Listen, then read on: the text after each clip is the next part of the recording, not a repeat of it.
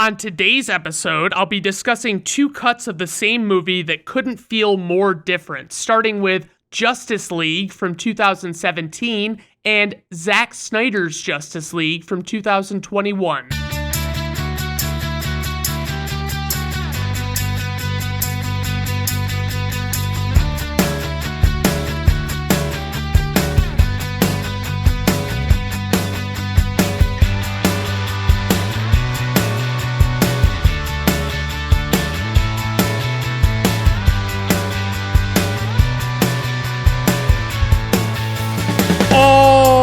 Alright everyone, welcome to Brandon at Random Reviews. I am your host, Brandon Griffiths. Thank you for stopping by. I do appreciate it. Today on the show, like I said, I'm going to talk about these two different cuts of Justice League, and I'm very excited, but I wanted to first give you a brief backstory on this whole movie and how everything kind of came to be with it. So midway through production on the movie, original director Zack Snyder's daughter committed suicide, so Zack Snyder and his wife Deborah Snyder left the movie to be with their family. Joss Whedon was brought in by Warner Brothers to complete the film. Whedon was known for his writing talents and having directed the first two Avengers movies for Marvel Studios. Whedon essentially did rewrites and reshoots and shoehorned in his Marvel sensibilities and humor into Justice League, resulting in what many would consider to be off-brand for the average DC film. Warner Brothers then proceeded to release the Whedon cut of the film theatrically in 2017 to very mixed reviews, with criticisms over the thin plot,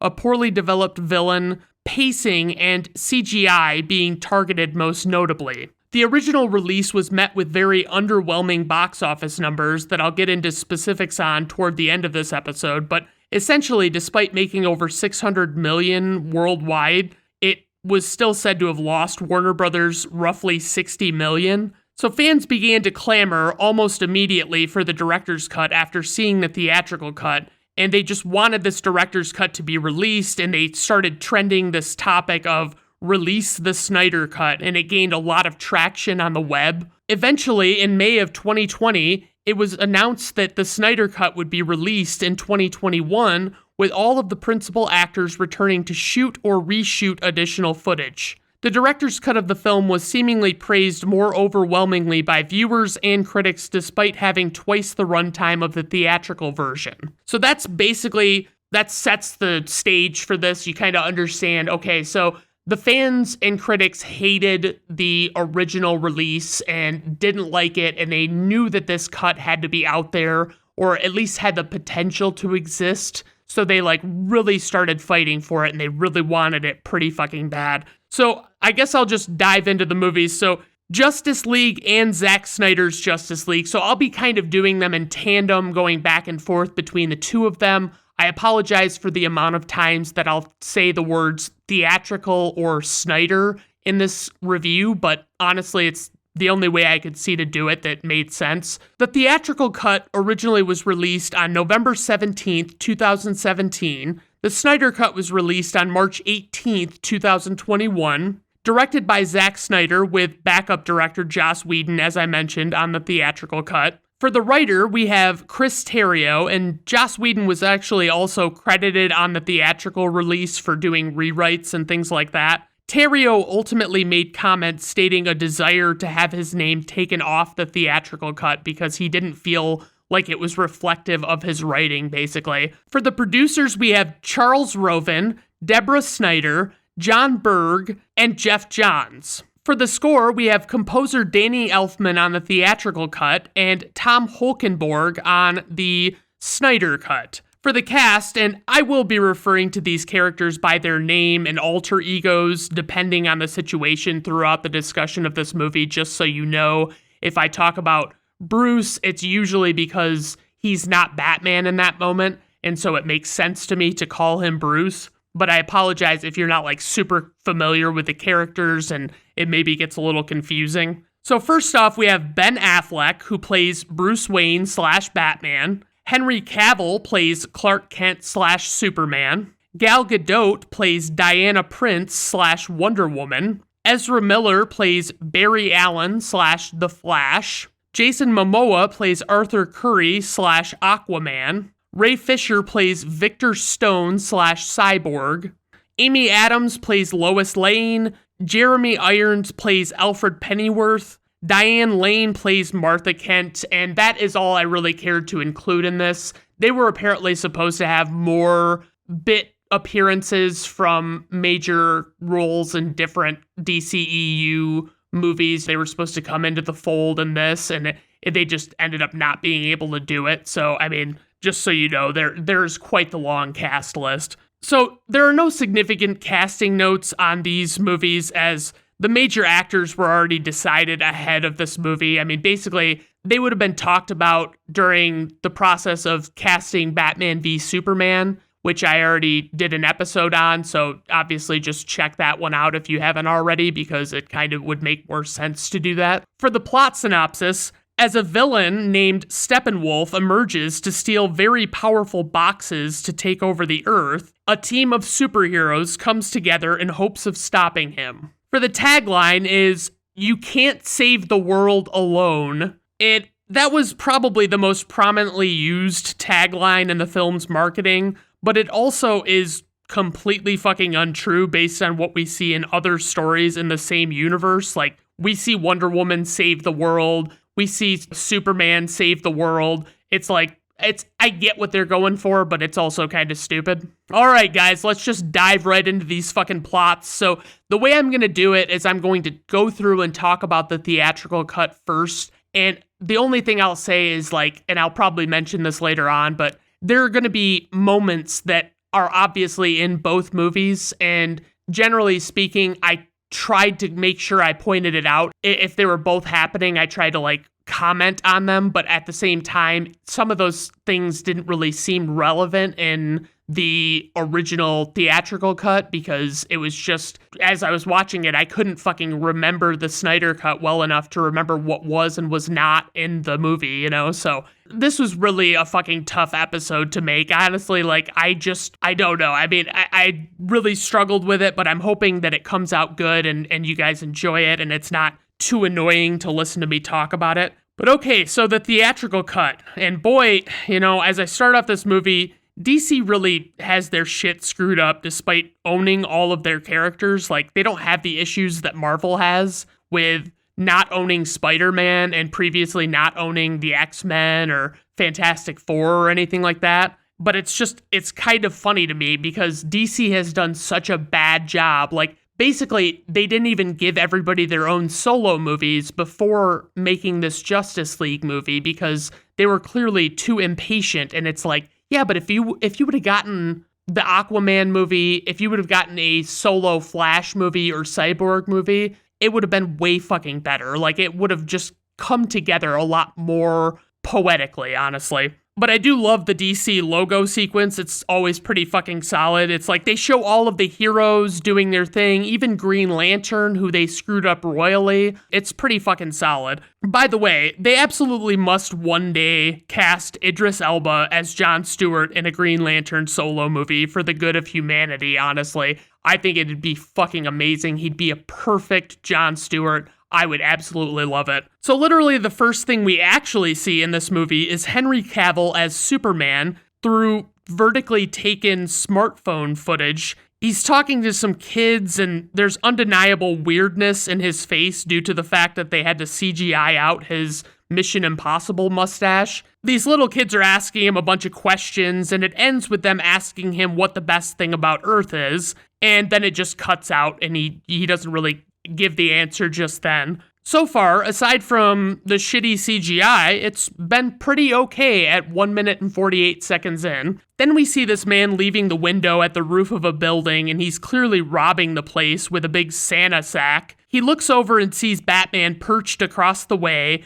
and he initially pretends like he's gonna drop his stuff and just walk away, but he pulls out a gun and starts shooting Batman. There's a big confrontation and he shoots a hole in the water tower, and Batman wrangles the guy and has him suspended by a bat rope leaning over the edge of the building, and the thief pleads with him not to let him fall, and the guy asks what he wants from him, and Batman says, "Fear, they can smell it." And the creature comes flying up to get the guy from below. So the guy was basically just being used as bait in this scenario.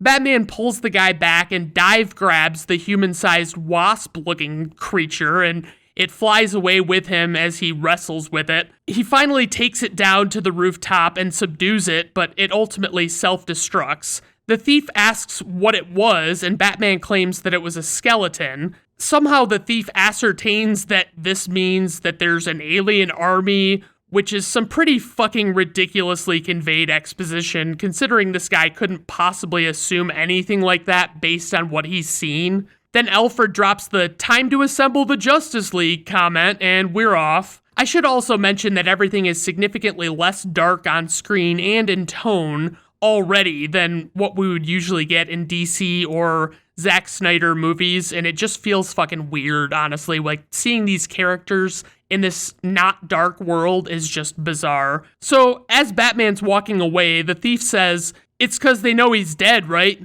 Superman, he's gone. Where's that leave us?" And Batman hears that and just jumps off the rooftop without saying anything. And then we get the Justice League title card, and there's some shitty sad song playing while they do a little "Superman is dead" and people are paying their respects montage. I just can't stress enough how fucking different this movie feels on all levels. It's just completely ridiculous. So we see some crimes happening, and I guess we're to assume that there's a lot more of them going on without Superman being around. Then some robbers led by Roose Bolton from Game of Thrones breaks into this bank building, and they have guns and they're taking hostages and whatnot. Everyone's cowering in fear, waiting for someone to save them. And Wonder Woman is waiting on a statue outside, and she comes in and lassos one guy. And I just feel insulted that she has to explain to the audience how the lasso works, like why. I mean, I guess she should have to tell the guy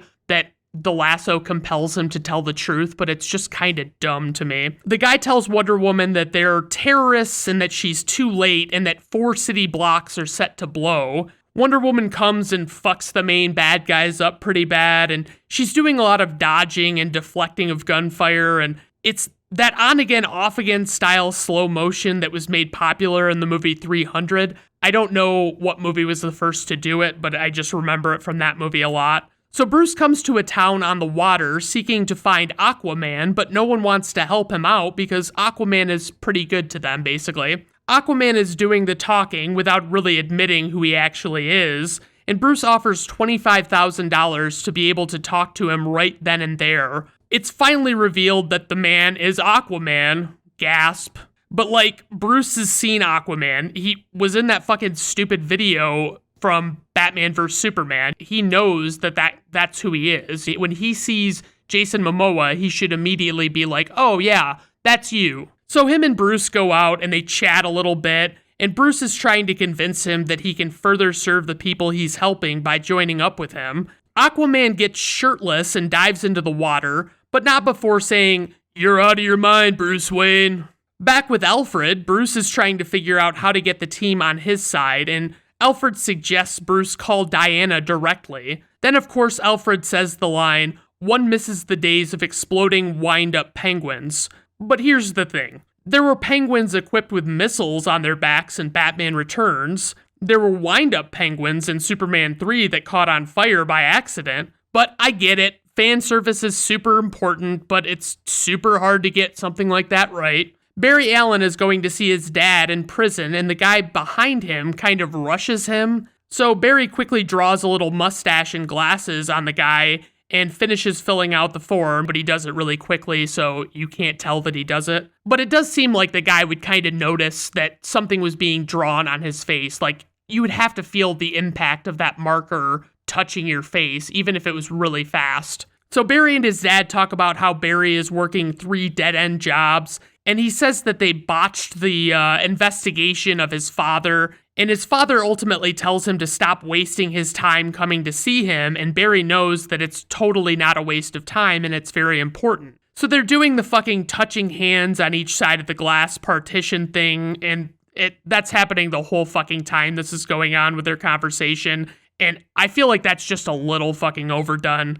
So his dad just doesn't want him to piss away his entire life hung up on his dad's case, and he thinks he should be spending his time on better things. Victor Stone's dad, Silas, is leaving work super late and he talks with a janitor on his way out. At home, Victor and his dad talk about how shitty life is now that Victor's a cyborg. He's very unpleasant toward his father for what his father presumably did to him. And the backstory of what happened isn't entirely clear, and it will take until the Snyder Cut to actually fully understand and comprehend what's going on there. I mean, they really cut the shit out of the cyborg storyline in this movie. Then, with the Amazons, they're looking at this box that's becoming increasingly unstable, and then all of a sudden, it basically breaks open, and someone named Steppenwolf comes and attacks with the intent to take the box. The queen lassos the box and gets away, and we get a chase across the valley. It's pretty intense, but ultimately Steppenwolf gets the box and gets away.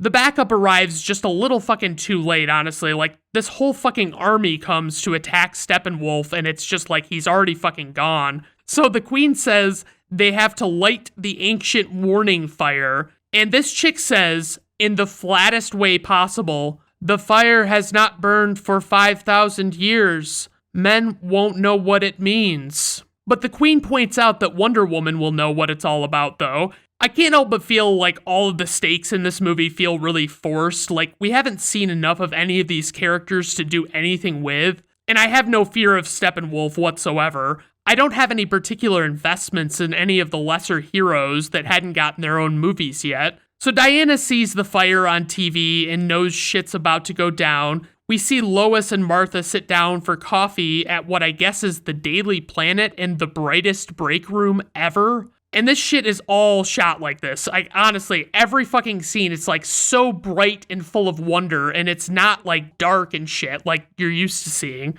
So Lois claims that she's good with doing puff pieces for the Daily Planet right now because she's still grieving, I suppose. Martha makes a comment about Clark having said that Lois was the thirstiest woman he'd ever met, and then remembers that he said hungriest, and Lois gives her this look when she's saying thirstiest, like, what the fuck are you talking about? And, I mean, it's like, haha, oh, I get it, thirsty, like she wants some fucking D. Yup, okay, that's hilarious, Joss Whedon, well done. Back with Cyborg, he's testing out his powers, and he's still not fully clear on what all he's capable of at this point. Bruce tells Alfred to try and integrate the siren noise into the bat suit that made the alien go crazy at the beginning and die. By the way, those alien things that look like human wasps, they're actually called parademons, just going forward, that's what I'll be calling them. Diana stops by and they talk about the attack that's bearing down on them, and yup, this movie is just barely fucking keeping my attention.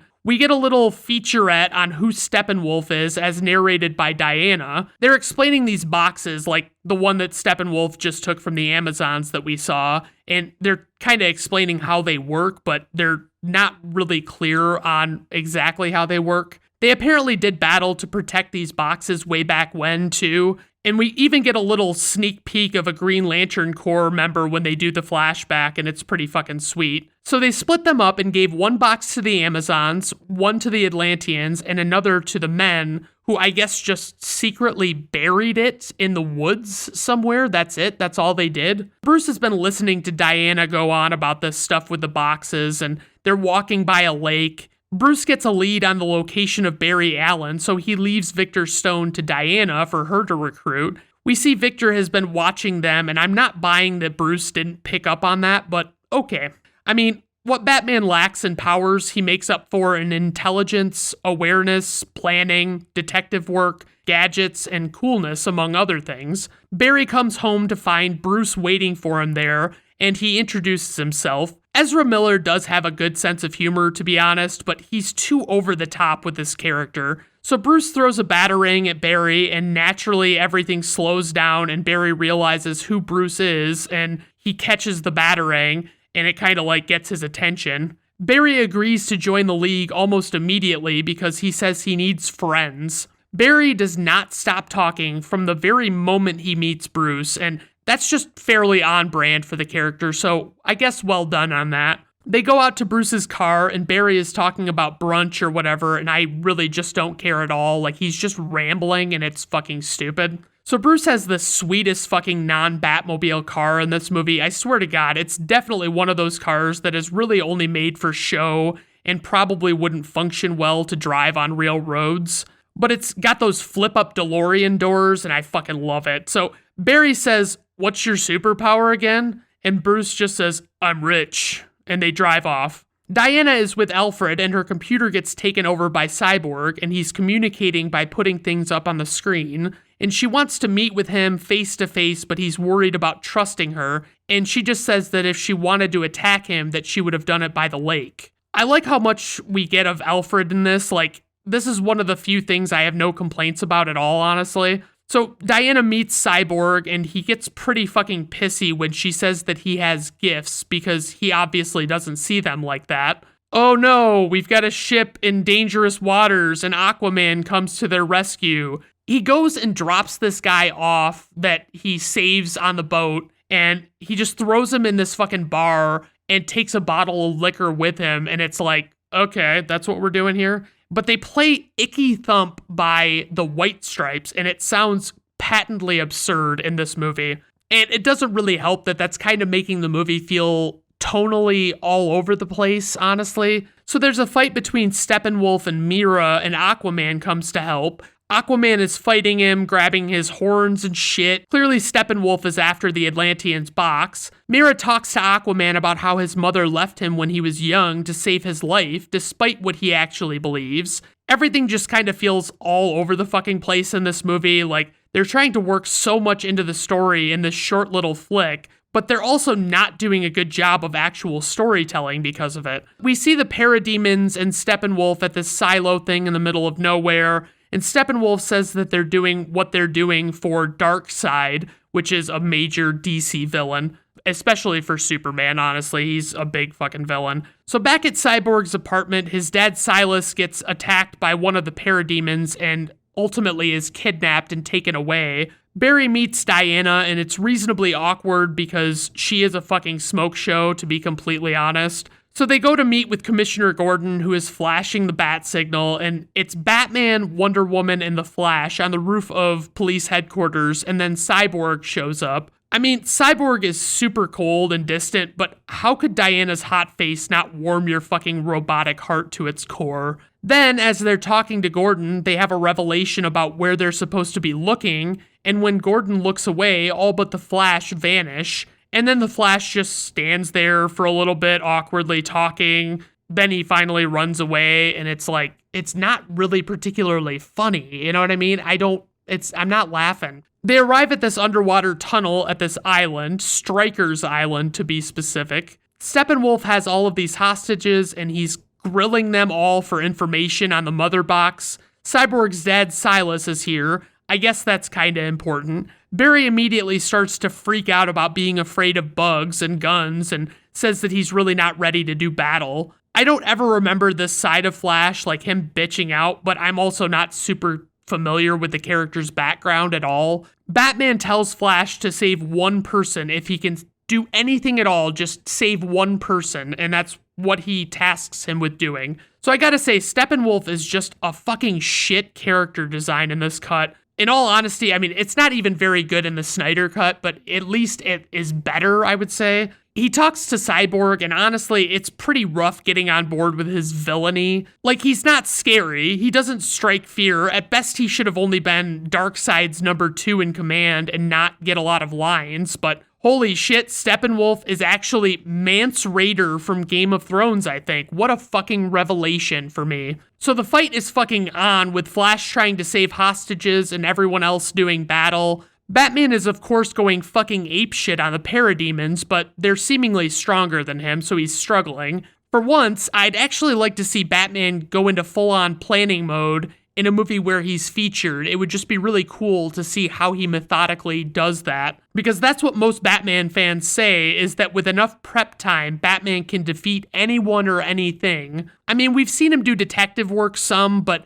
actual planning, not so much. It always seems like he's frequently just coming in, shooting from the hip, and it's annoying to me because that's not Batman at all. Obviously, he can't always lay out a plan first, I recognize that, but I mean, I get it, and it's like, fuck, I still don't like it. Batman asks Alfred for something called the Nightcrawler, and this goofy walking robot vehicle that looks like it belongs in Star Wars comes, but it's controlled by Alfred. And I do notice what I saw in the trivia section about how Danny Elfman brought his Batman theme into this movie for a little bit, and it's kind of cool to be honest, but I'm a sucker for that. Batman says, "Sorry guys, I didn't bring a sword," and starts shooting with the Nightcrawler. And it's important to note that Batman can totally kill in the Snyderverse, especially when it's non-human beings. So there's a lot of shit that happens here. Flash kind of helps a bit. Cyborg takes control of the Nightcrawler. A hole forms in the tunnel and it starts filling with water, but Aquaman comes to save the day, kind of. And I actually forgot that Cyborg can fly because this movie failed to establish that even a little bit. So Aquaman tells them that Steppenwolf has the second of the 3 boxes. Cyborg comes back with the 3rd box, and they do a lot of talking about this box, and Bruce basically pitches the idea of bringing Superman back to life. Affleck looks fucking stiff as shit in this dress suit that he's wearing, though. It does not look good on him. Diana tells Bruce to move on, and he asks her if Steve Trevor told her that. She pushes Bruce hard enough to knock him back several feet, but it's just kind of like, what's going on? Like, what is this? Are we gonna fucking have them fight with each other? Is that what's gonna happen? You see, Steve Trevor is actually Diana's dead boyfriend from her first solo movie, and he's also kind of in her second movie, but that movie was a stupid piece of shit, and I might just cover it down the road, I'm not sure. They're debating about the rights and wrongs of bringing Superman back. Later on, Alfred is also discussing the potential problems of bringing Superman back, and let's just say there's not a unanimous agreement on whether it's okay. The Flash and Cyborg are digging up Clark's grave, and the Flash says that he's not doing it super fast because it seems disrespectful to him, and it's like, you're digging up a fucking grave, dude. Come the fuck on. Get the hell out of here. There's uncomfortable tension between Batman and Wonder Woman because of all the shit Bruce has said. So they basically set up a super elaborate way to bring Superman back to life that, of course, sort of requires all of the heroes to work together because reasons and stuff. But actually, post-movie edit, only Cyborg and Flash really fucking do anything here. Batman, Wonder Woman, and Aquaman just do nothing, honestly. The Flash has to create an electrical charge to awaken the box as it hits the water, so he does that, and Superman wakes up and goes back to his Superman False God Park statue from Batman v Superman Dawn of Justice, and that felt like a lot of fucking words to explain a location, but here we are. So this movie is so much lighter, it's ridiculous. It bothers me quite a bit. So Superman is clearly not well and is ready to fuck someone up, and the Justice League is just looking at him in the park. Aquaman senses something's wrong, and so his adrenaline spikes, and Cyborg's defense system reacts automatically and he can't control it. Superman clenches his fist, and Cyborg shoots at him, and Superman uses his heat vision on Cyborg, and then Wonder Woman and Aquaman try to restrain him, and Superman gets caught in Wonder Woman's lasso, but it doesn't work on him. So Superman is stopping Cyborg, Wonder Woman, and Aquaman at the same time, and the Flash is trying to passively sneak up on him, but Superman can see the Flash moving as fast as he is, like Superman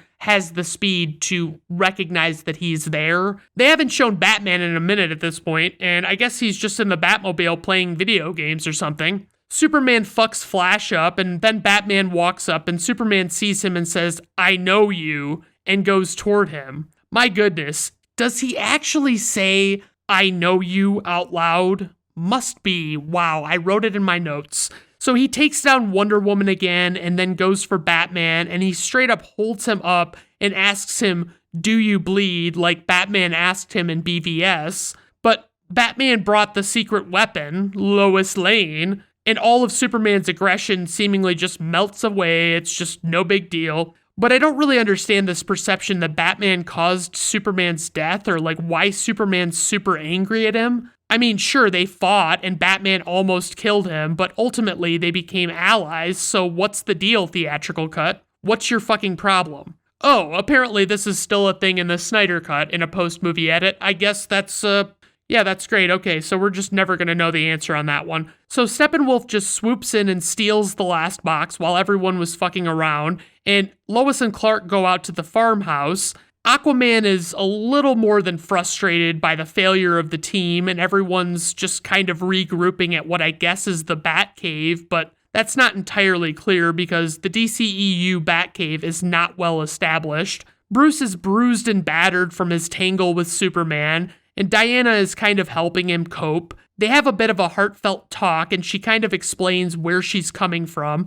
Affleck is clearly doing this lower register thing with his voice, and it's fucking weird. God, Cavill's mouth is at maximum weirdness in this moment with Lois out in a cornfield. I've seen YouTube videos on why they struggled so hard CGIing out his mustache in this, but I just can't forgive the fact that they thought this movie was okay to put out with the way it looks. Like, I'm usually pretty fucking forgiving with CGI, but this just looks undeniably awful. There's just something weird about it. So Martha comes out to see Clark all alive and whatnot, and she's very excited. Steppenwolf is bonding all of the boxes, and it shows how he creates this dome over an abandoned city, and that CGI in that moment, man, it was fucking bad. They're searching for a place that's out of reach of satellites and cell phones, and that's where Steppenwolf is supposed to be, I guess. So they go up to get in their ship to fly to wherever they're going, and there's this super weird scene here on the ship. Like, they're all talking and everyone's standing except Aquaman, who is sitting,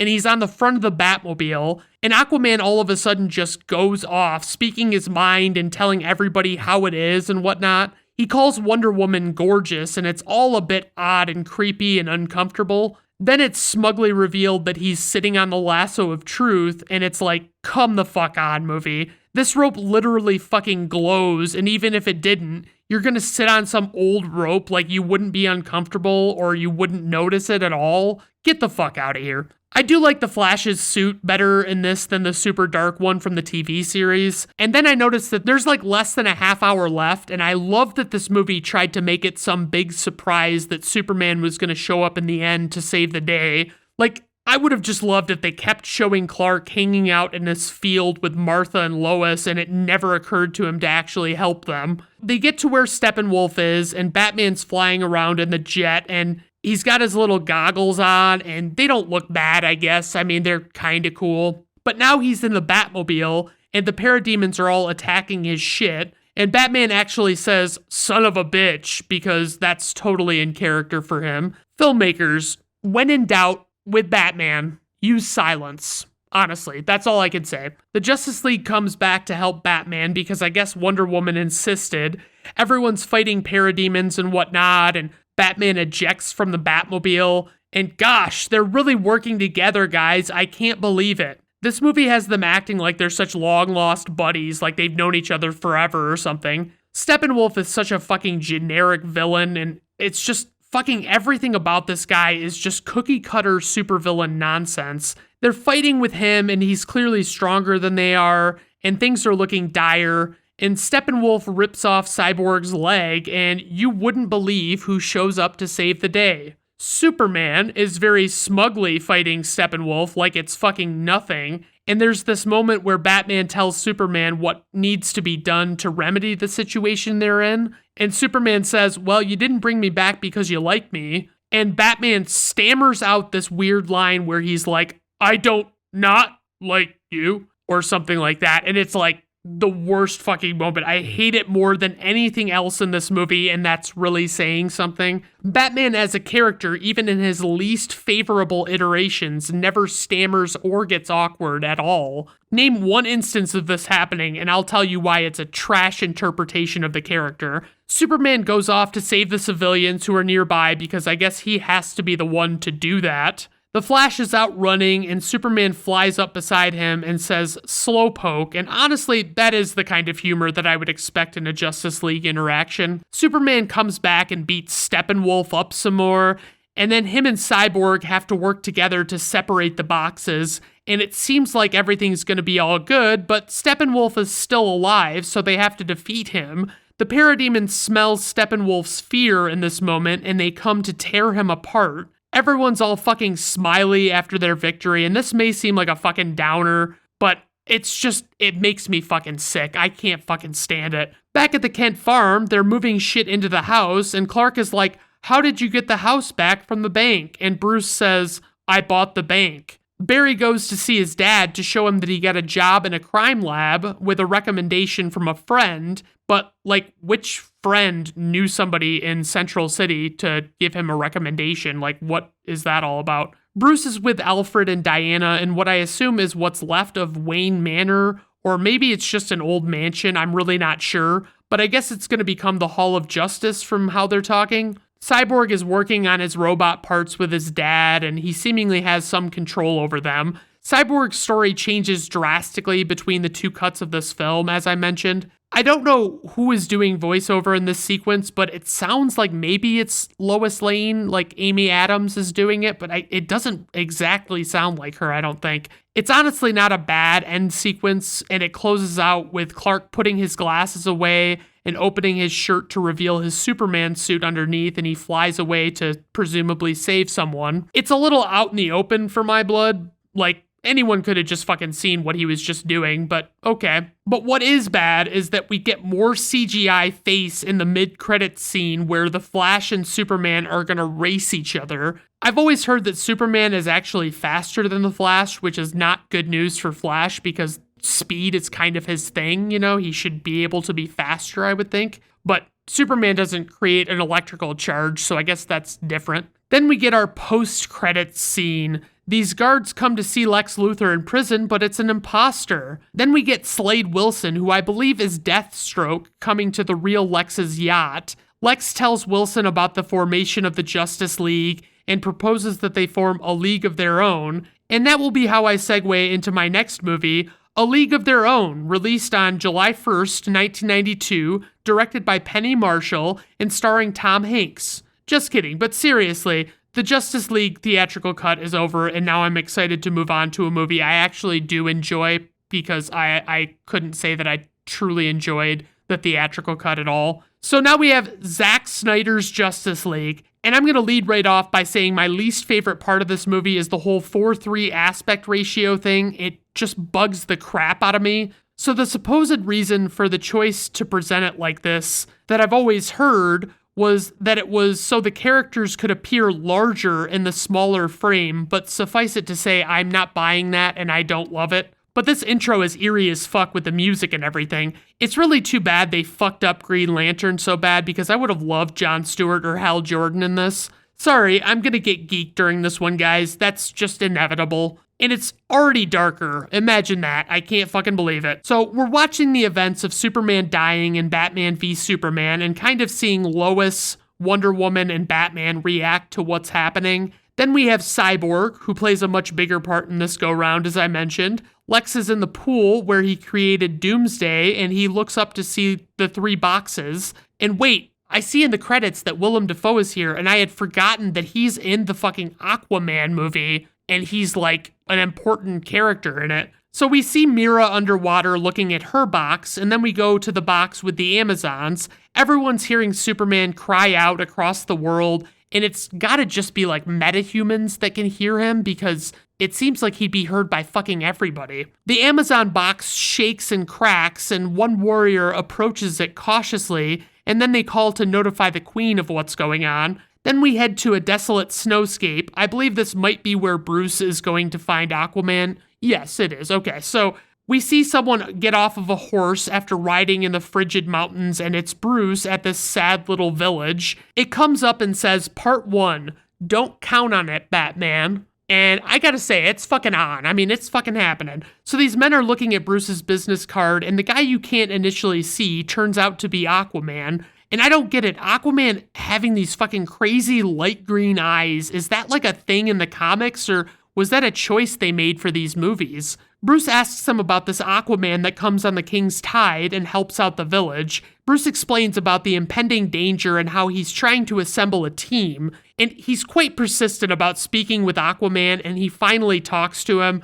Aquaman is not on board with teaming up at all, and he just kind of vanishes into the ocean while these creepy female villagers sing some weird fucking song. That was definitely not in the theatrical cut. Cut to Martha Kent at Clark's grave, and she gets into a truck hauling a U-Haul trailer, and she drives off. We see her house with a for sale sign in the front yard, and it actually says foreclosure on the top, where you might put a phone number or a sold sign. and I didn't realize that was a thing at all, but now that I'm thinking about it, I might have seen that before. Alfred greets Bruce at the airport, and Alfred jokes that maybe a guy who broods in a cave for a living shouldn't be a recruiter. Lois is leaving a cafe in the rain, and a weird song is playing, and there's just way too fucking much slow motion in this movie. I mean, it happens throughout, but this is the most egregious, where it's like, it's just Lois setting down a coffee cup, and it's in slow-mo, and it's like, don't fucking overdo it. She goes and visits Superman's memorial at the park where the false god statue used to be,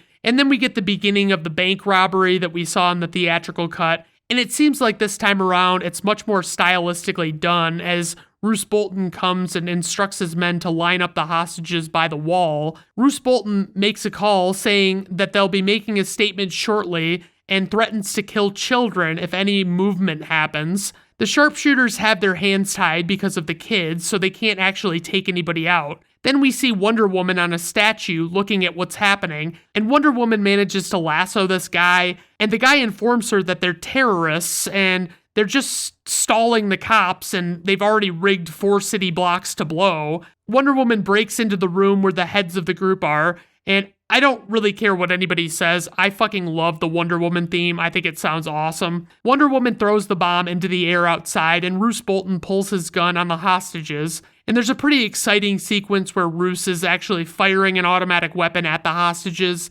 and Wonder Woman is blocking all of the shots, or at least getting people out of the way of them. Roose goes to reload, and Wonder Woman hits him with a double wristband shockwave thing, and the front of the building explodes out onto the street. Anywho, Wonder Woman is not happy that she had to actually kill that guy. A little girl asks if she can be like her one day, and Wonder Woman says she can be anything she wants to. With the Amazons, the Queen comes to see the cracked box, and they have no idea what the deal is with it, and then suddenly the box freaks right the fuck out, and it sends a shockwave out that knocks everyone in the temple down, and then these wasp dudes that I was told are called parademons start coming out of a portal around the box. Steppenwolf appears, and this isn't really saying much, but he looks way better than the theatrical cut. Steppenwolf says that he will bathe in the fear of the Amazons, and they all yell out that they have no fear and start shooting arrows, and all the parademons start attacking. And this is actually a pretty solid fight sequence.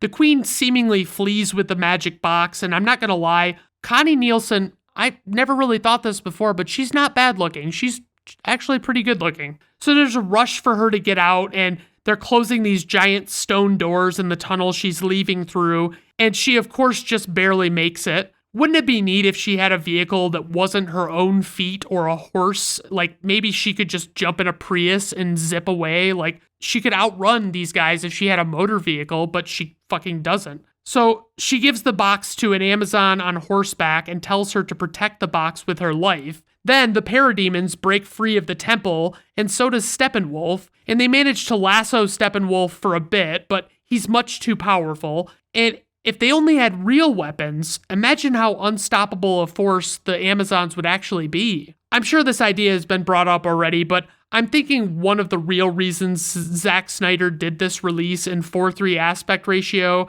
is that it required a lot less CGI. Like, think about it. If you render the special effects for 16:9, you're ultimately doing 25% more work, and he had to shoot and post-produce this movie in like a year. There's a real hot potato game still going on with the magic box, and they think that they've got it, and of course Steppenwolf stops them, and the Queen tries to shoot an arrow at him, but he's not having it. Then an army comes, just a little too late to save the day, and the baddies are gone to make the world a worse place than it already is. They decide to light their temple fire so Diana will know the dire situation they're in. Part 2, The Age of Heroes. I'm surprised I don't have more notes at 37 minutes in, but whatever. Now we're seeing Steppenwolf arrive at this abandoned city and get the ball rolling on his insidious plot, but they have to get the other 2 boxes, of course. Steppenwolf is saying he hopes this will make him see his worth again, and I'm guessing here at this point, because I don't really remember, but I think the him in that sentence is Darkseid.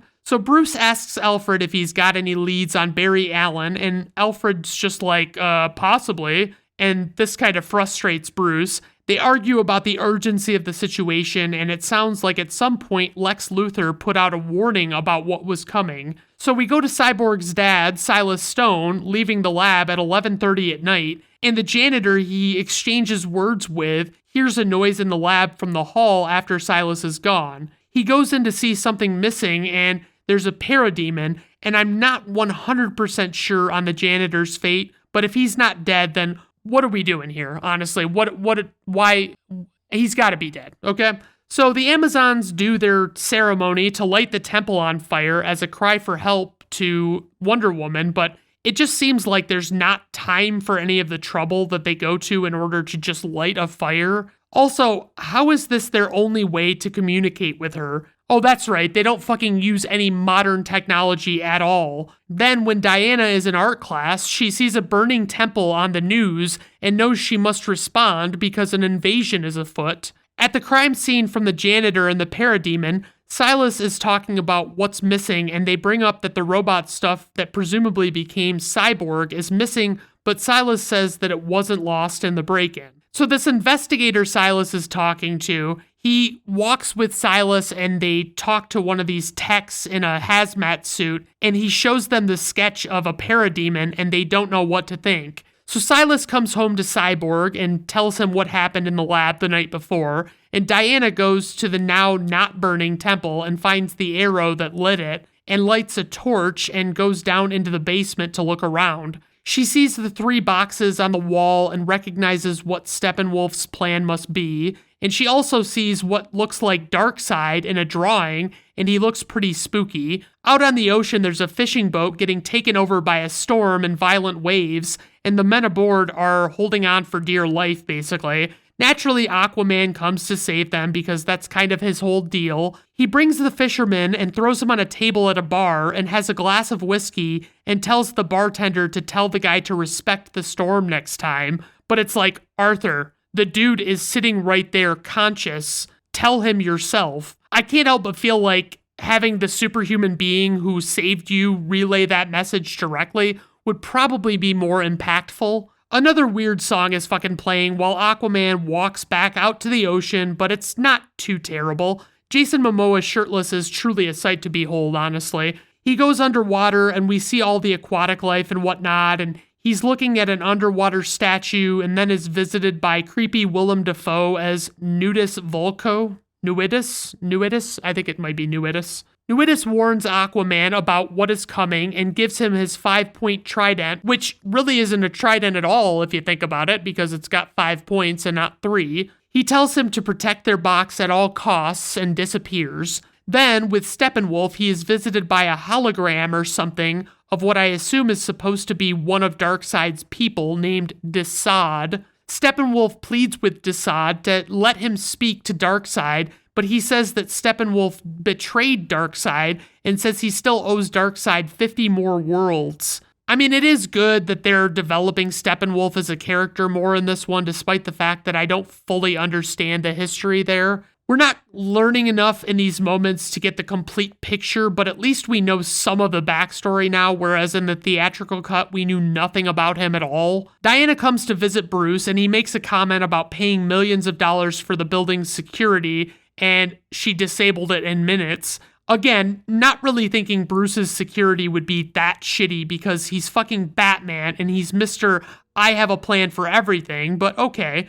Diana warns Bruce about the coming attack and how dark old powers want to come and conquer. She tells the story of olden times and how Darkseid attacked Earth's defenders, and it's all pretty interesting. Darkseid looks super fucking badass. He's gigantic and has his helmet complete with a chin piece, and I mean, it's all CGI, but so is Thanos, so lay off. She goes through how the boxes work and whatnot, and we get some cool visuals with a battle breaking out. All of these 3 different defender groups come together to defend Earth in these olden times flashbacks. Some of the warriors legitimately fuck Darkseid up. They all seem to have powers, but I have no idea who these characters are meant to be, and that's a little annoying. So the 3 groups decide to enshrine and guard each of the 3 boxes separately, and I've got to say, what the Atlanteans and the Amazons do with the boxes is pretty cool, but the regular men just fucking bury it. Like, What a fucking basic ass thing to do.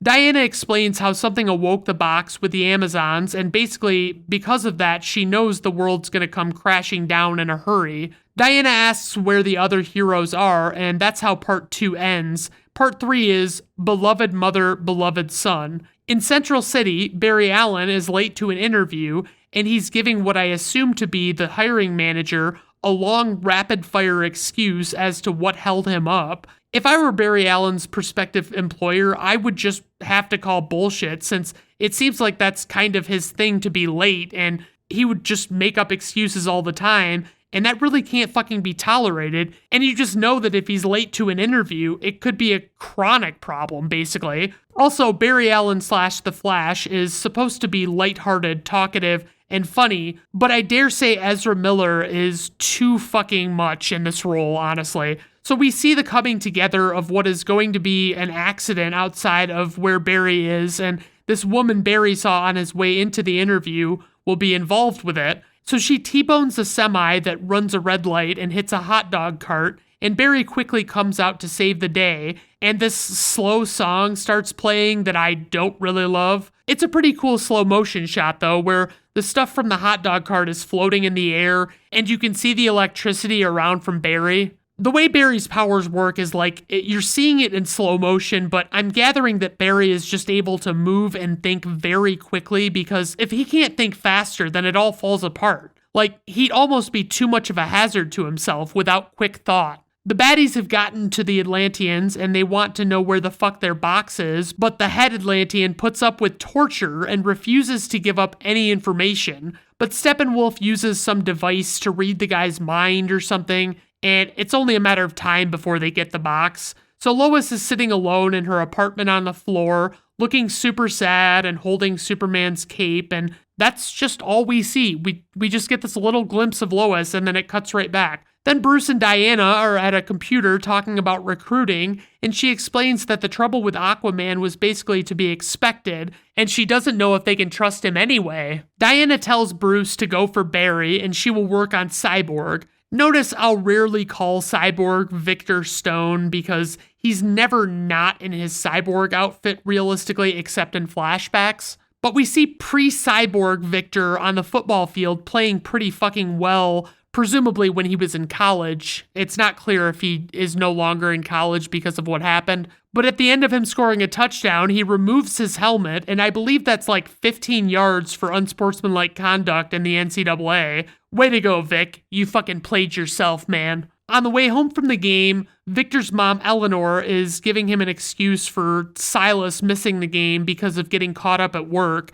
They get into a car accident, and at the hospital, they tell Silas that the mom died, and they also say Victor won't make it. I gotta say, Joe Morton's performance as Silas in this moment is pretty fucking good, and you can just tell that he's gonna turn his son into a part robotic freak. So we skip forward to after he becomes Cyborg, and he clearly blames Silas for his mother's death. Silas leaves Cyborg a tape recorder, which he plays, and I guess it's just gonna tell him all about his abilities. So he goes out to test his thrusters, his strength, his computer capabilities, and it actually sounds like Cyborg would be a pretty fucking cool bad guy even. Like, he's also got a lot going for him as a good guy, but he's just so fucking moody. I mean, just this whole fucking movie, he's moody. So Silas's recording explains that his struggles will not be in using his powers, but rather in actively choosing not to use them when the time is right. So Victor goes ahead and changes some stranger's bank account balance from $11 and change to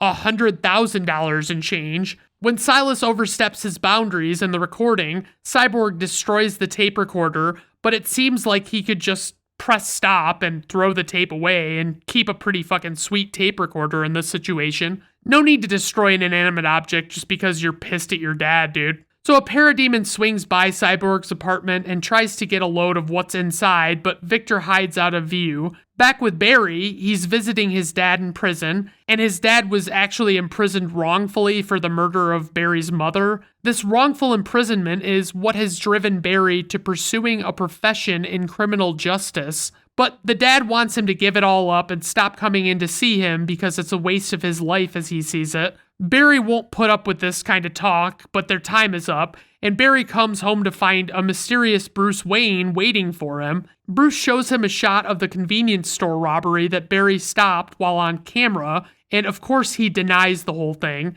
Bruce wants to know what Barry's abilities are, and Barry keeps denying the whole thing. He's just saying he's not that guy. So Bruce throws a batarang at him to get his attention, and he explains that he's assembling a team, and Barry is immediately in. No questions asked. He's just like, I'm down. I'm doing it. Fuck yeah. So they take off in Bruce's super sweet Mercedes, and meanwhile, we get a pretty drawn out moment where Diana is making tea, and Alfred doesn't want any, but he's insisting on the way that she needs to make it. And it's like, this movie is 4 fucking hours long, dude. Cut this part. We don't need to see this. So anywho, she gets on the computer and Cyborg takes it over and starts communicating with her by showing her the location where he wants to meet. Nothing really special about this spot where they actually meet, from what I can tell. Cyborg comes flying in and wants to know why Diana's looking for him. She explains that she needs him and his abilities, and I gotta say Cyborg is pretty fucking cool, honestly.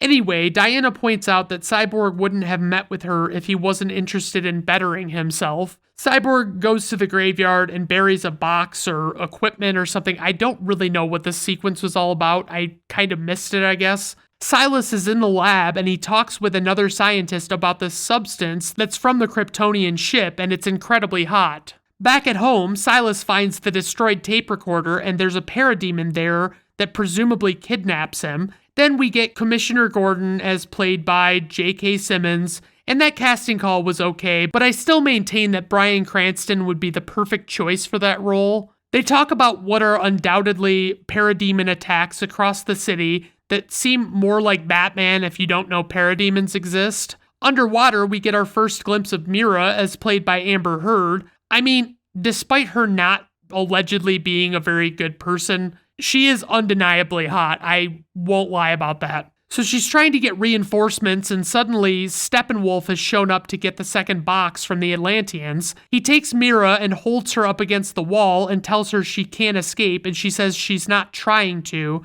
And then she kind of like uses her powers to fuck his face up in a strange way that I really can't put into words. Aquaman shows up and fights with Steppenwolf, but Aquaman seems outmatched here, and the box is in the hands of the bad guys now. Why wouldn't Steppenwolf bring backup in this scenario? Can the parademons not swim, I guess? Mira and Aquaman talk about his mother and how she's Queen of Atlantis and all that, but Aquaman's perspective is that she left him on his father's doorstep and he's never known her, so he doesn't really think very highly of her. Mira explains that it is now Aquaman's responsibility to fill in for his mother, but it's like, fucking watch Aquaman if you want to know this whole fucking story, because honestly, this doesn't really seem like it has any bearing on this plot at all. So Cyborg comes home to find his father missing after a break-in, and Steppenwolf links the 2 boxes he has, and it creates a dome over this abandoned city he hangs out in. He explains that they are close to the 3rd box, and it's only a matter of time. Now on to part 4, which is called Change Machine. We get a really cool shot of Batman arriving at police headquarters, and Wonder Woman and the Flash are there too. Gordon is talking about all of the parademon cases and how all of these people that have been taken were scientists. Then Cyborg shows up and informs them that his father was taken too. Gordon has been trying to figure out a pattern by plotting out all the attacks on a map, but there doesn't really seem to be one at all. But naturally, our heroes determine that everything leads back to Stryker's Island, and the parademons must be nesting in the tunnels below. Gordon goes to take a look at the island for a minute, and when he turns back, everyone else except for Flash is gone. Then we get one of many moments I refer to as the Ezra Miller show, and he does his awkwardly overly chatty bit for a fucking minute, and then he just bolts. All the heroes arrive in the tunnel beneath the island, and they immediately find an ID badge belonging to one of the kidnapped scientists. They go up the tunnel vent silo because Alfred says there's a cluster of beings up there. This incidental music is fucking cool. I don't care what anybody says. It's got a nice kick to it. It's pretty fucking solid. They approach, and Steppenwolf is intimidating and interrogating hostages about where the other box is.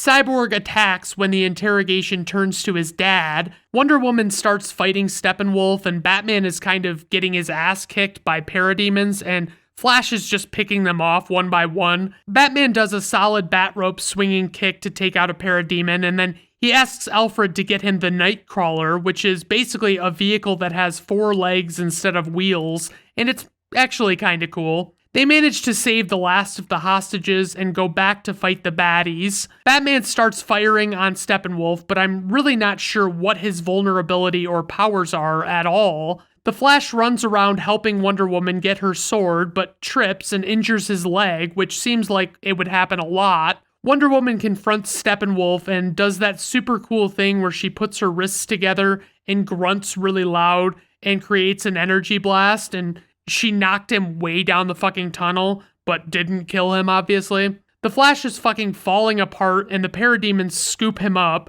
and Cyborg takes control of the Nightcrawler and unleashes a full assault of Steppenwolf, but it's seemingly not enough. The side of the tunnel breaks open, and the water starts flowing in, and we get Aquaman finally. He shields the water to help our heroes make a getaway, and they get clear of the water, and Cyborg straight up just gets out and leaves without saying shit. I wonder if it would have been a better call to act like the heroes have earpieces in, like in the Avengers. That way they could talk to one another. Anyway, Steppenwolf goes back to the home base and gets himself supercharged and much more powerful. I still don't love the design of the character in this version. It's better, like I said, but it's not great. Cyborg comes back and reveals he has the 3rd box. Desaad is disappointed that Steppenwolf hasn't gotten the last box yet, but Steppenwolf reveals that Earth is the planet that has the anti-life equation. Darkseid appears in a hologram and is very excited about the whole equation news.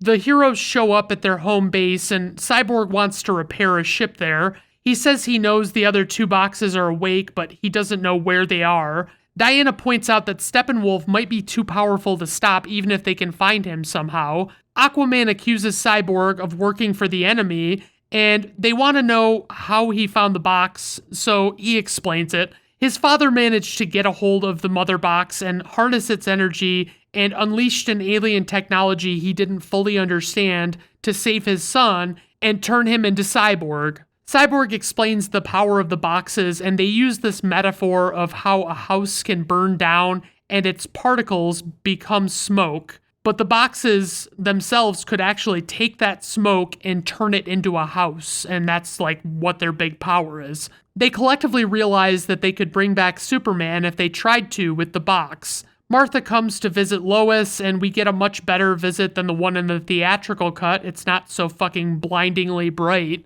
Martha explains losing her farm and that she talked to Perry White and found out that Lois hasn't been to work since Superman died. It's a much better written scene as they kind of talk through their grief, and it's much nicer. But it really is too bad that every time I hear the name Martha, I want to laugh hysterically because of that whole thing with Batman v Superman. We see Martha leave, and she turns into none other than the shapeshifter Martian Manhunter. This is a good guy, by the way. And then she turns into that general from the previous Superman movies. The heroes are all discussing bringing Superman back, and Bruce straight up says that they're nothing without him, which is wildly untrue, Bruce. That's not reasonable to say at all. There are episodes of the animated shows Justice League and Justice League Unlimited that don't have Superman in them at all, and major threats come to Earth or wherever. I specifically recall one where Superman gets taken over by a creature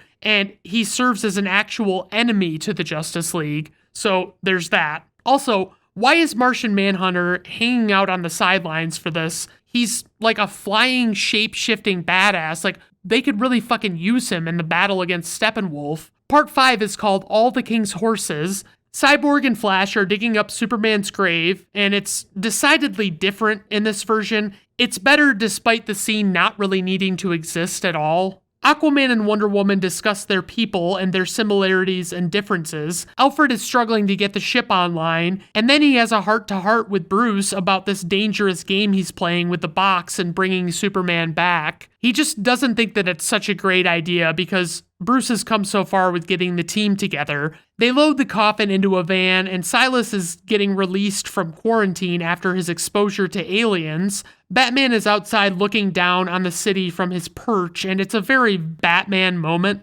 Barry sneaks into this military facility, and I'm not 100% on what the fuck he's doing. Like, why is he having to have this, like, false identity and all of this stuff to get in there? At the lab, they've got a biohazard emergency, so they're calling for evacuation. Like, I'm assuming the heroes are breaking into the lab to do what they're doing to bring Superman back to life, but it seems like everyone other than Barry just waltzed right in with no fucking problem whatsoever. Silas sees a door open and the Justice League enters, and it's not clear if Silas knows what they're really up to, but he's enabling them heavily. Oh, they're in the Kryptonian ship because it's where the labs are. I'm dumb, I had not put that together. So maybe Barry is having to do the false identity thing because he's got to sneak the vehicle in with Superman's corpse in it, I guess, but how the fuck did the superheroes get in there without doing that too? Lois is out and about on the town chatting with her policeman friend. Flash reveals that by traveling fast enough with adequate distance traveled, he can create enough electricity to awaken the box. So they're going to do it, and there's a lot more buildup and concern expressed over not doing it because of the ramifications that it may have. The computer is pretty much straight up saying, bro, please don't do this thing. You gotta think of the kids, man. And Batman's just like all in on saying, fuck you, we're doing this shit. I mean, just before the Flash goes in to do his thing, we get this apocalypse scenario dream sequence where Darkseid is taking over everything and people are dying everywhere, including Justice League members, present and future. This is all a fucking bit much, honestly. Like, it's kind of crazy. So Flash has to electrify the box as it hits the water, and I'm trying to remember how long into the theatrical cut it was before we actually got Superman living again, but don't worry, I Googled it. There were no answers on Google at all that I could find, but I looked at the theatrical cut on digital, and he comes back at about 72 to 73 minutes, but we'll just say 73 minutes. And in the Snyder cut, he comes back at about 159 minutes. So by doing some math based on the percentage of runtime, it took 73 minutes divided by 120 minutes total, which is 60% of the theatrical cut's runtime. The Snyder cut took 159 minutes divided by 242 minutes, which is roughly 66% for him to be brought back. I'm so proud of me for figuring all that out, guys, and I know no one really gives a shit, but I just had to know. So anywho, the water sprays through the ceiling like a geyser, and old Blue Eyes himself is out flying above the buildings. He arrives at his memorial statue location, then so does the Justice League, sans Batman, who I guess is just deciding to get in some cardio in this moment. Superman's kind of getting a sensory overload on his powers and kind of perceives the heroes as a threat. Cyborg's defense system, which he can't control, is kicking in, and he shoots a blaster at a shirtless Superman, which it's like, you've got to uncheck that box right at install, dude. That's a rookie move. The antivirus software companies pay big money hoping you'll make that mistake. So Superman strikes back with heat vision, and Cyborg shields the blast. Then Superman starts straight up duking it out with every hero that's there. Wonder Woman pulls out her lasso and wraps it around Superman, and she tries to convince him to remember who he is. And I gotta say, her smugness is always through the fucking roof with this lasso. Her demeanor changes and she's all like, ha, I bet you were hoping you could lie to me, weren't you, bitch? Superman doesn't respond positively to this manipulation, and honestly, I can't remember if the lasso does anything other than compelling someone to be truthful. Like, can it coerce them into being obedient normally? I don't know. Superman has to stop 3 heroes at once until Flash tries to sneak up,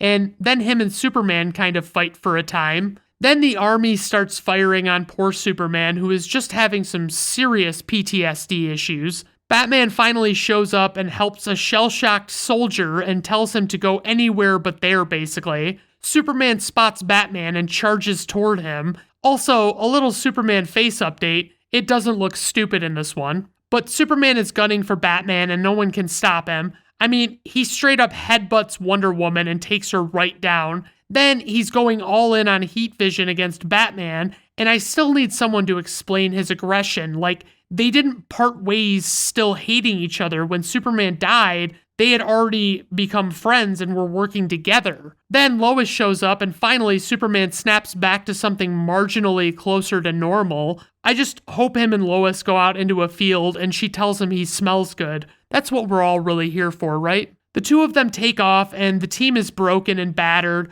but almost immediately one of Steppenwolf's sky beams appears, and he's there for the box. Steppenwolf's entire body, just for a visual, looks like it's made out of one of those expanding spring-loaded metal watch bands. You know what I'm talking about? They like flex and stretch out. I don't know. That's what it looks like to me. Silas is scrambling to get the box to safety in the lab, and he goes into an all-glass room, which is an interesting choice. He decides to activate the box and effectively kill himself in the process, and Steppenwolf ends up with the box anyway. Aquaman is all pissy because he said that they shouldn't have awoken the box at all, but they figure out Silas actually heated the box on purpose to mark it so that they could find it with thermal imaging. Son of a bitch, Silas, well done. Part 6, Something Darker. Hey, would you look at that? Lois and Clark are in a field together talking about how he smells because that's just good writing. What else could they want to talk about in this moment? They're just so in love, guys. It's so fucking sweet. Also, there's apparently an understandable rule about not getting Henry Cavill a shirt before you can bask in his shirtless glory. Lois tells him about his mom and losing the farm. Then the League gets back to headquarters and regroups. They figure out where Steppenwolf is, and they say he harvested the high radioactivity in the abandoned town, so it's not dangerous there, which is pretty fucking convenient. Victor is also going to willingly, potentially sacrifice himself as a part of the plan of this mission. They decide they have to go for it because it's their only chance before the world gets fucked up. Back with Clark and Lois, he acknowledges that Lois was on board for the engagement he never got to propose in Batman v Superman because she's wearing the ring. Then Martha shows up and sees Clark for the first time alive again, and he explains that they wanted him back for a reason and he has to go find out why, so he's gonna take off. The team is just hanging out at HQ still, and Bruce talks about that one moment in BVS where the Flash came to tell him that Lois Lane is the key, but he believes it's more than just her connection with Superman. Alfred says there's something Master Bruce has got to see, and it's the ship, and Cyborg fixed it. We see all of the Atlanteans, Amazons, and Alfred reacting to what appears to be whatever Steppenwolf is doing with these boxes. They're kind of going through and explaining all of what their plan is to stop the baddies. I don't really like saying baddies or bad guys, but I also don't like saying Steppenwolf or Parademon every 5 seconds. Clark walks through what I guess is the Fortress of Solitude, and recordings of his two fathers are saying words of encouragement, and he's got the fucking black suit on, and I'm so fucking amped by this moment, I legitimately can't take it. Okay, calming down. All right, so the heroes are gearing up for the big showdown, and oh my god, there is less than an hour to go in this 4-hour film at this point. I'm gonna say this right now, I don't like the look of Batman's goggles in these movies. Yeah, I really took a turn from the last one where I said they weren't bad, they were okay. I don't like them. They V upward, like they angle too much. I don't really understand why they have to be like that. Batman crashed the ship already, and it seems as though that's not ideal. And oh, now they've got earpieces. Imagine that. Batman's gonna distract the parademons now because that's a good use of his abilities, I guess. I mean, it probably actually is. He's in the Batmobile and he's getting attacked and shot at and all sorts of stuff. And I do love the intense amount of Batman in this sequence, obviously. The team comes together for a nice little photo op before dispersing. I don't remember from my first viewing, but I'm willing to bet that there's like a half an hour of runtime after Steppenwolf goes down in this movie. God, this action is fucking intense, and I gotta say something unexpected right here. Batman is a fucking badass. I love him. So Superman comes to see Alfred first before going to the main event because I guess he has to be told where to go. That's the only sense that I can make of this moment, that he comes and sees Alfred and introduces himself.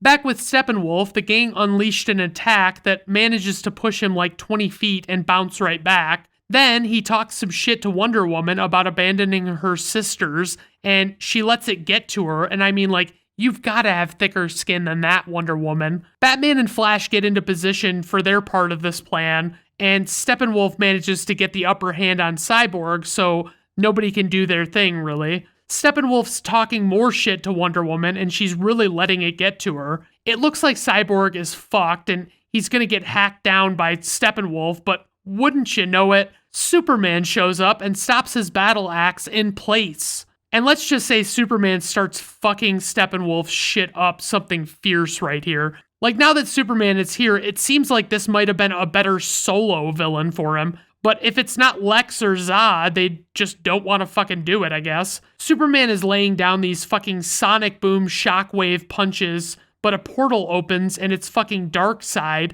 So Flash gets held up with an injury from the parademons, I think, and can't create the charge again. So basically the Justice League is failing, and it dawns on Flash that he has to break his rule and run faster than the speed of light to go back in time and undo everything. Everything starts going into slow-mo and moving in reverse as Flash runs, and then he gets to Cyborg at seemingly just the right time. But first, Cyborg has to have a dream sequence where he gets his old life back, which is pretty fucking heartbreaking until he reaffirms that he's not broken and he's not alone in present day. So the whole thing with the dealie works, and they beat the last of the snot out of Steppenwolf, and they throw him into the Darkseid portal, and it closes. Darkseid tells his right-hand man Desaad that they will stop at nothing to get the anti-life equation, and then our heroes leave on the ship together. On the epilogue, Cyborg reassembles the tape recorder with his mind so he can listen to the last of what his dad said to him,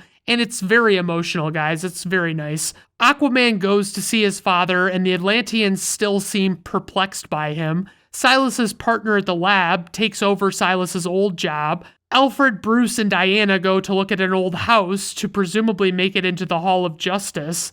Barry sees his dad and shows him that he got a real job as a foot in the door at a crime lab, and his dad is so fucking proud of him. Bruce and Clark have their chat about Bruce getting the Kent farm back from the bank and simply buying the bank. And all of these scenes have been complemented nicely by Silas's kind words to Victor from the tape recorder. Batman is on a fucking tank of some sort, and we don't really get an explanation of that. And Diana is back at that temple that was burning in the beginning. And then the Flash is running, imagine that. Then Superman turns and opens his shirt to reveal his silver on black chest emblem that will always kick ass. Then we're at the prison and Lex Luthor is unresponsive and the guard turns him around and it's totally not Lex at all, it's an imposter. So the guard sounds the alarm and we're going out to a yacht and Slade Wilson, aka Deathstroke, comes to talk to Lex. Lex tells Wilson, who desperately wants to kill Batman, that Batman is Bruce Wayne. Then, we're on what I assume to be a bad guy planet, and oh my god, I completely fucking forgot this from the last time I watched this movie. I mean, I knew it happened, but I wasn't even really thinking about the fact that it was coming, you know? It was just that fucking surprising. So Batman appears in his desert coat and goggles with Cyborg, Flash, Deathstroke, and Mira. Mira's going on about getting back at someone for what they did to Arthur. Batman says he knows how she feels, but Mira acts like she's the only one who's ever lost someone that they loved and kind of brushes him off and acts like he couldn't possibly know what she's going through. He tells her that they have to stick to the plan and they can't let their emotions get the better of them. Then we hear an unpleasant laugh that can only belong to one character as portrayed by one actor. We see Jared Leto's Joker and his hair's all long and his makeup honestly looks like it was applied by a drunk toddler with Parkinson's. Batman tells Joker to be careful what he says about his parents, and it's clear Joker knows who he is really. Joker is really getting to Batman, and I don't like that. Not one bit. He then references killing Jason Todd, and Batman brings up watching Harley die,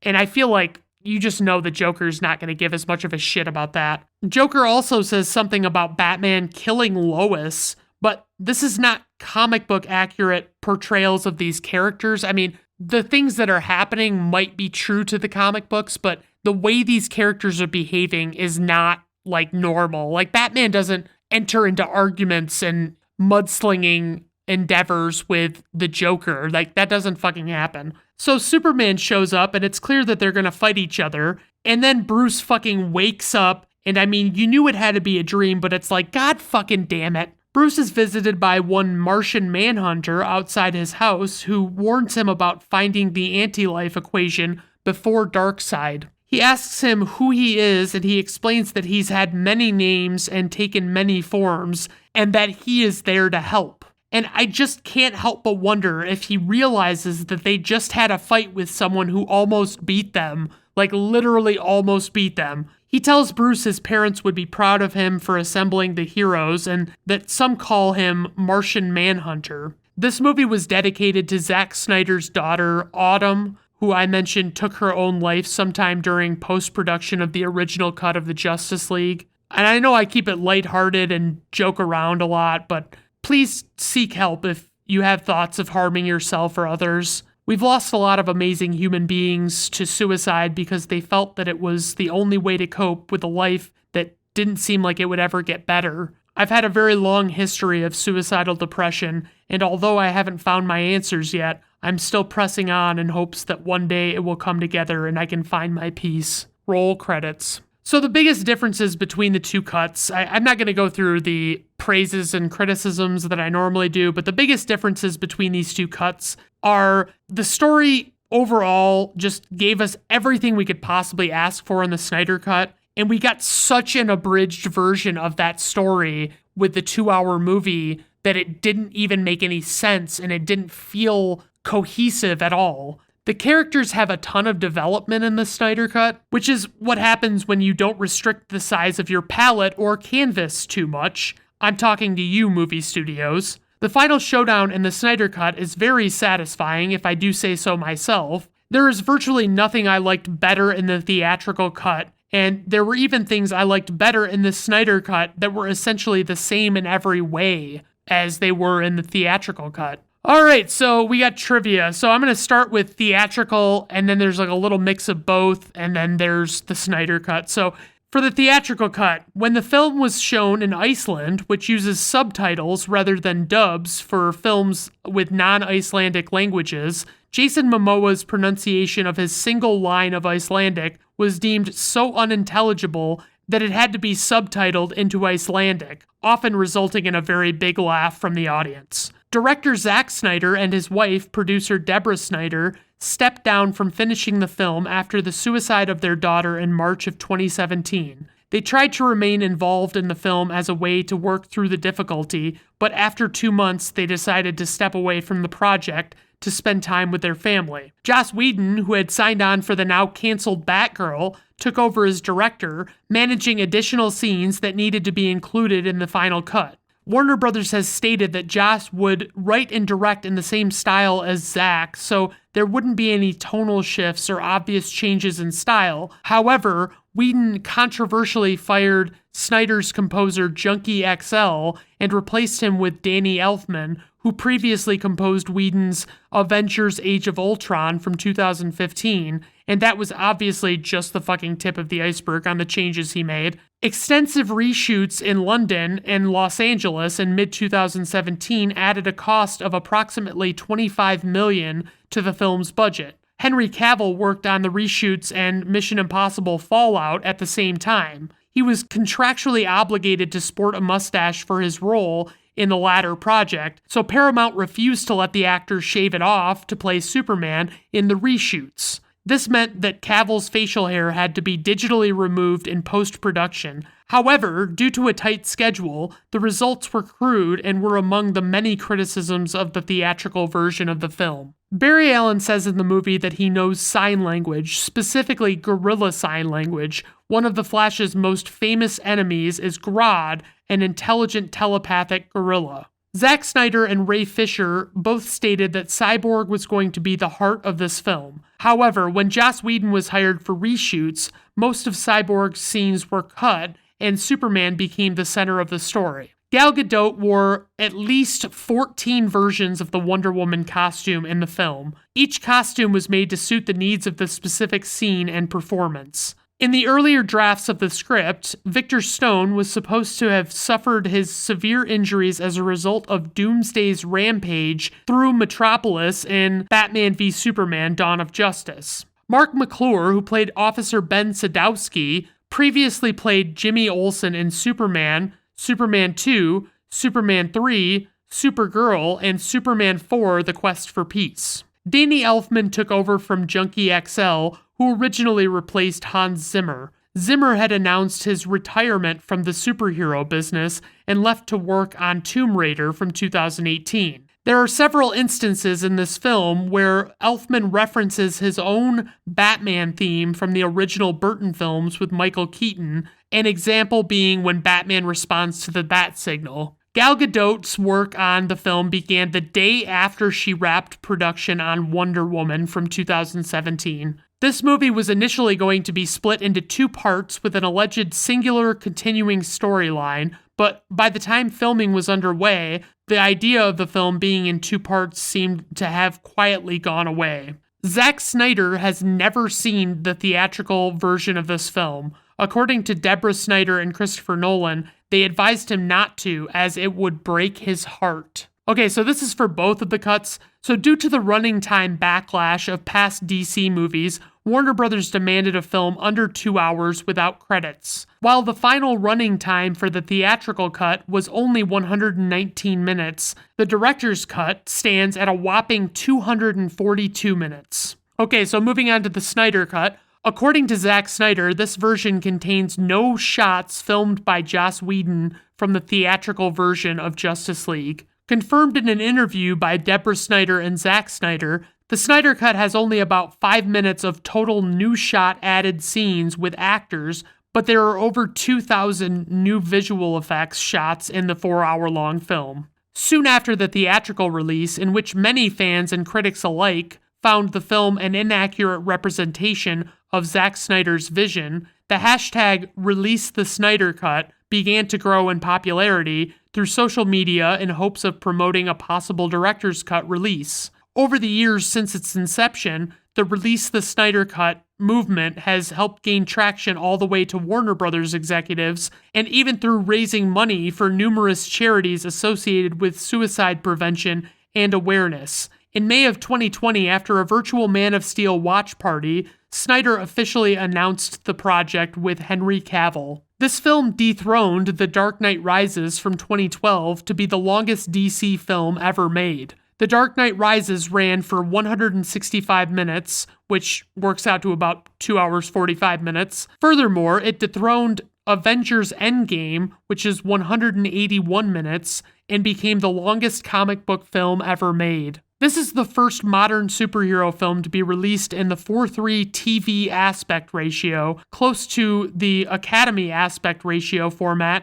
used up until the 1960s. Although Jesse Eisenberg appears in the end of the film, he has less than 2 minutes of performance in the entire 4-hour movie. Okay, so a little bit of IMDb nuggets, just these ridiculous ones that I find. So this is for both of the cuts of the film. As an April Fool's Day joke, production said Zack Snyder had left the project and that George Miller would take up the directing duties. The feedback was quite positive. However, when Joss Whedon replaced Snyder due to the death of Snyder's daughter, feedback was sincerely sympathetic. However, at the end, enough people complained about Joss Whedon's changes that Zack Snyder's version was released and had a far better reception than Whedon's, which Snyder never saw despite quote-unquote directing it, and which writer Chris Terrio wished he could remove his name from it. Okay, so for the theatrical, in one scene, Alfred says to Bruce, "One misses the days when one's biggest concerns were exploding wind-up penguins." This is a reference to Batman Returns from 1992, where Batman goes up against the Penguin, who had an army of penguins wearing exploding rockets with a plot to destroy Gotham City, as well as a tongue-in-cheek nod to the opening of Superman 3, where a street accident causes a stray toy penguin to catch fire after touching a roadside flare. This one's theatrical. Bruce Wayne is said to have been operating as Batman for 20 years when this movie takes place. It matches the 20th anniversary of Batman and Robin. Yeah, I'm sure that was what they were going for. And then the last one is theatrical as well. So this theatrical film premiered on the same day, November 17th, as the Justice League animated series premiered on Cartoon Network in 2001, 16 years earlier. The cartoon was received far better than the Joss Whedon version of the film, which was received worse than the Snyder Cut. Like, that has nothing to do with if you want to point out that it was the same day that the animated show came out, that's great, but like, you don't need to fucking throw your little tidbits in there about how, yeah, but by the way, this movie was also pretty fucking terrible. Okay, so on to info and ratings, and a little disclaimer, some of the numbers I'm about to read regarding the budget only apply to the theatrical cut of the film, as there was no information available due to the Snyder Cut's release on the streaming service HBO Max. So the runtime, theatrical 119 minutes, Snyder Cut 242 minutes. Rated PG-13 for the theatrical cut and rated R for the Snyder Cut by the Motion Picture Association of America. Budget, $300 million, and it was actually $70 million on top of that to do the shoots and the development of the Snyder Cut. Opening weekend, $93.8 million. Worldwide gross, $658 million. IMDb rating, 6.1 for the theatrical cut, 8.0 for the Snyder Cut. Rotten Tomato critics score, 39% for the theatrical, 71% for Snyder. Rotten Tomato audience score, 68% for the theatrical, 94% for the Snyder Cut. Personal rating of the theatrical, 2 out of 5 stars. It was just a fucking mess, and it just didn't have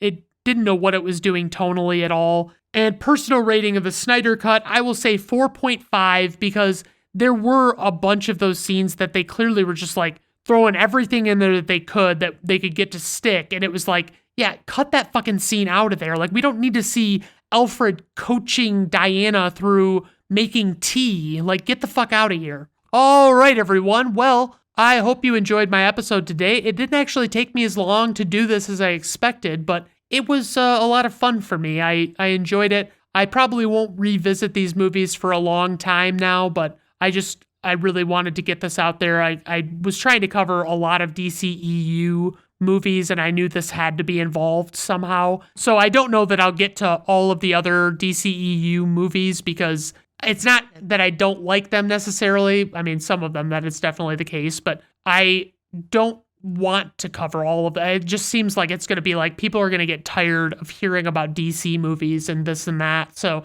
I hope you have a good rest of your day. Bye now.